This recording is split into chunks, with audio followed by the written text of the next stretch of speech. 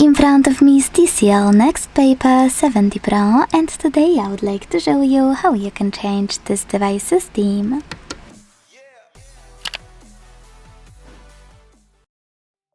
First of all, you need to hold your display and tap on this section here called Wallpaper and Style.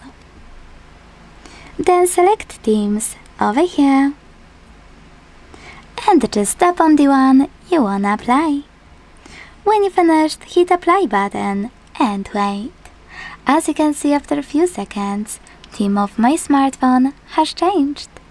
You can also do exactly the same by going into Settings and selecting Wallpaper and Style section over here.